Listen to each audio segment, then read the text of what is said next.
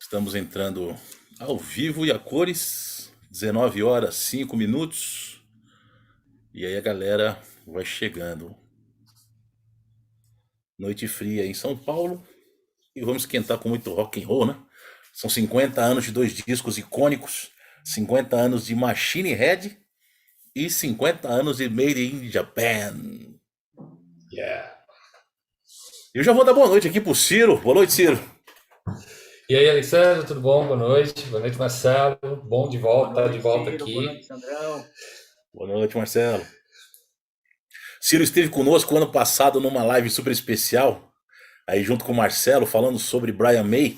Inclusive essa live aí, cara, putz, deu o que falar, viu? A galera curtiu pra caramba até hoje. O pessoal comenta, pô, que legal, cara. Foi muito legal aquela live. A gente, imagina, né? A gente vai falar dos nossos heróis, assim, a gente adora mesmo, né? Então, foi bem legal. Eu lembro que a gente ficou papeando horas, assim. Eu assisti vários vídeos depois, né? Vocês dividiram, ficou bem legal, assim.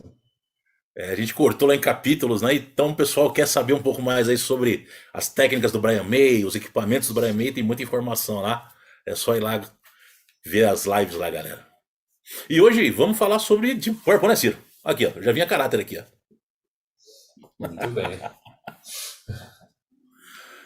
O que, Vamos que você falar fala sobre desses Deep discos aí, Purple. Cirão? Você gosta dos dois? Eu amo. Na verdade, eu acho o Made in Japan foi o primeiro disco do Deep Purple que eu ouvi. Foi a primeira vez que eu ouvi Deep Purple. E eu lembro exatamente da introdução de Highway Star. Eu conhecia bem Queen naquela época, eu já era fã do Queen. E eu lembro da introdução do Highway Star, aí veio aquele órgão, eu falei, nossa, que som diferente, assim, né? E aí eu comecei a ouvir, eu falei, caramba, que banda é essa, né? Tipo, aí meu amigo falou, isso é Deep Purple. Ele tinha colocado o vinil, né? E aí é legal, porque você vai vendo as fotos, assim. Eu lembro que eu passei a tarde ouvindo esse disco com ele. E aí depois eu comecei a comprar os discos, né? Naquela época era complicado, a gente não falava inglês, a gente não sabia os nomes das músicas direito, e não tinha internet, né? Então eu lembro que eu fui, e aí eu comprei o Stormbringer, né? E era tudo diferente. Eu falei, pô, mas não é o mesmo cantor, sabe? Assim, tipo, como eu gostava muito de Queen antes, era sempre o mesmo cantor, até aquela época, né? E era sempre o mesmo cantor, então foi esquisito, assim. Mas, assim, depois eu fui ficando um super fã, e eu acho que o Machine Head e eu diria que esses três discos, Machine Head, o Made in Japan, quatro, na verdade. O In Concert, que eles gravaram também depois, e o Who Do You Think We Are, é o momento de maior, onde esse Mark II, né, essa segunda formação, estava mais criativa, estavam tocando melhor, e curiosamente eles estavam brigando mais, mas Uhum. o som que eles tiraram nos dois álbuns de estúdio, nos dois álbuns ao vivo, eu acho impressionante. Ô, Ciro, deixa eu aproveitar e te fazer uma pergunta. Pergunta não, né? Se você, eu vou colocar uma frase aqui e ver se você concorda comigo, né? Assim, eu acho que assim, uma das características das principais bandas inglesas de rock, né? Das grandes bandas que realmente habitaram aí o panteão do rock aí, é que elas tinham grandes músicos, né? Então, por exemplo, se a gente falou do Queen, aí você fala do Queen, pô, tinha o Fred Mercury, porra, mas tinha o Brian May também, o Roger Taylor era um puta baterista, o John Deacon baixista, enfim, né? O Led Zeppelin, você tinha lá o Jimmy Page, mas você tinha um puta vocalista que era o Robert Plant e tal. E, cara, e o Deep Purple é até brincadeira a gente falar, né? Porque, cara, você tem o Blackmore, o Ian Pace, o John Lord, o Ian Gillan, o Roger Glover, eles eram cinco puta músicos, né? E eu acho assim, né? E a carta na manga que eles tinham era o John Lord, que nenhuma banda tinha alguém tocando como John Lord, né? Você concorda com isso, assim, essa ideia? Eu concordo, e eu acho que o Deep Purple tem uma história diferente dessas outras bandas, né? Se você pegar Beatles, o Led eu não sei muito bem como que é a história, mas os Beatles, Queen, essas bandas, eles se conheceram na escola, né? Tipo, eles eram colegas e formaram uma banda. O Deep Purple não, foi uma banda formada por músicos profissionais. Eles já eram músicos profissionais antes de formarem a banda, né? Era para chamar Roundabouts, né? Que era para ter o Ian Pace no meio e eles tocariam em volta, uma coisa que eles até tentaram fazer algumas apresentações assim, mas não deu certo. Mas é curioso porque hoje, depois de, sei lá, 50 e tantos anos, o Ian Pace é o único cara que nunca saiu da banda, né? Ele tá em todas as formações, né? Mas Interessante, sim, quando ele eu começou com acho. a banda, ele tinha 17 anos, né? Então era um moleque de tudo mesmo. E eu vou falar, assim, assim, eu acho o John Lord sensacional, como você disse, acho que é um grande diferencial do Deep Purple, mas eu acho que o Ian Pace, ele é o cara que bota a banda no chão, assim, quando você vê os discos ao vivo, porque era uma banda quase uma banda de jazz, uma banda de improvisadores. Acho que essa é a grande diferença para as outras bandas, né? Assim, tipo, você ouve uma música que no estúdio tem 4 minutos, ao vivo às vezes já tem 15, 20, né? Os caras vão embora, eles improvisam. E é impressionante como o Ian Pace, ele é quase um regente da banda, assim, ele sempre chama a próxima parte, ele cuida porque a dinâmica, eu acho que isso é uma coisa super legal no Deep Purple, né? É uma banda que toca pesado, mas ela não é 100% do tempo pesado, assim. Ela tem, principalmente ao vivo, ela tem muitas dinâmicas. Eu acho que não daria certo se o Pace tivesse saído. Todo mundo saiu e continuou dando certo. Mas o Pace eu acho que ia ser mais complicado, né? Então é a banda do órgão, né? Assim, a banda que tem essa sonoridade de órgão. Você tinha outras bandas que tinha teclado, o Emerson, Lake Palmer, o Yes, mas eram sons mais Progressivo. progressivo, né? E esse órgão do Joe Lord, eu já vi várias pessoas tocando Hammond. Eu nunca vi ninguém tirar aquele som do John Lord, aquela coisa pesada assim, que parece um